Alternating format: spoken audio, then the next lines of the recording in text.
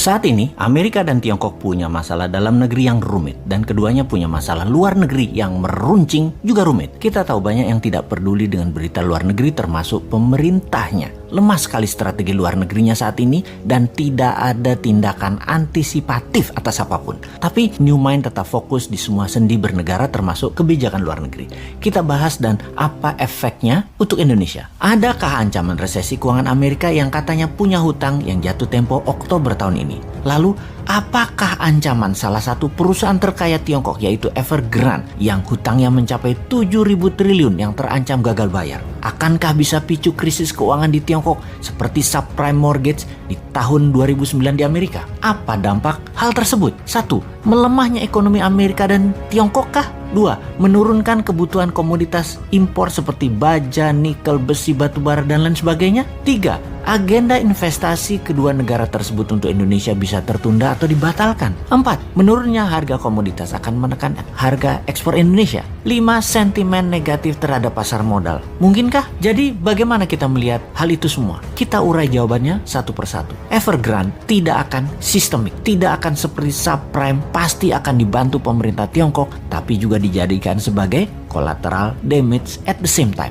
Tesis common prosperity atau sosialisme garis keras akan berlanjut dengan beberapa penyesuaian atas beberapa tesis yang tidak nyambung dengan tujuan jangka panjang Tiongkok. Salah satunya kripto yang sudah mulai dilarang di Tiongkok selain mengambil sebagian kekayaan orang kaya di Tiongkok. Capital flight sudah dan akan terus terjadi dari Tiongkok dan Hong Kong. Beneficiary-nya atau yang diuntungkan justru Singapura dan Malaysia. Ini yang di Asia Tenggara, bukan Indonesia. Di Singapura sudah sulit saat ini untuk cari Rolls Royce dan properti lux karena sudah diborong oleh orang Tiongkok dan orang Hong Kong yang hijrah. Mereka juga sudah banyak yang mendaftar untuk jadi PR atau permanent resident dan warga negara Singapura. Jadi kita detailkan untuk menjawab pertanyaan.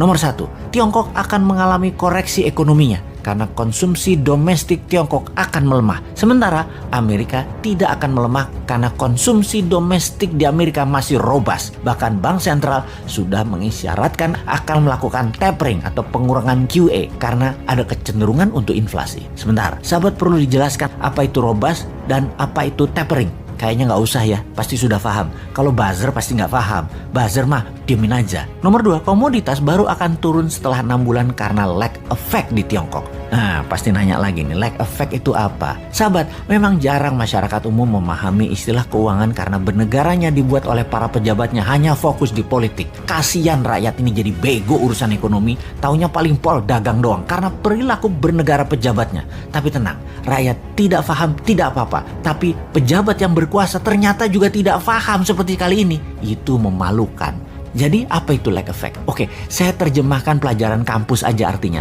Bahasa Indonesia cari dewe ya. Oke, lag effect is the potential ineffectiveness in fiscal policy due to the time it takes to recognize an issue. Dah, itu aja artinya. Cari sendiri ya artinya. Kita lanjut. Nomor 3, capital flight dari Tiongkok nggak akan ke Indonesia. Amerika dan Tiongkok telah melakukan QE masing-masing sebesar 5 triliun dolar. Amerika 4 triliun, Tiongkok 1 triliun dalam 20 bulan terakhir. Tapi nggak akan ada imbasnya ke Indonesia secara berarti. Pasti pada nanya lagi, QE itu apa? Wes, kali ini Bosman jadi orang belagu dah, sok berilmu. Niatnya cuma satu sih, nantang manusia yang katanya terbaik bidang ekonomi.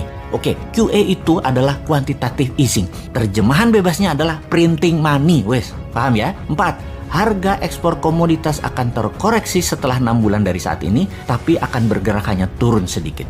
5, pasar modal akan terkoreksi sedikit tapi akan terbang kembali. Dikarenakan uang beredar di Amerika, di Uni Eropa, di Jepang, di Tiongkok masih masif. Rasio M2 terhadap GDP masih jauh di atas 100%. Jumlah M2 masih di atas US dollar 100 triliun. Ini akan terus mempengaruhi pasar modal secara positif dan kebanyakan akan dialokasikan di tesis-tesis abad ke-21 seperti teknologi, nanoteknologi, AI atau artificial intelligence, bioteknologi, robotik, dan spaceship dan lain sebagainya. Tidak akan invest di Indonesia kecuali nyedot sumber daya alam seperti sekarang yang rakyatnya nggak dapat apa-apa, negaranya nggak dapat apa-apa, pejabatnya dapat dong, mosok tidak.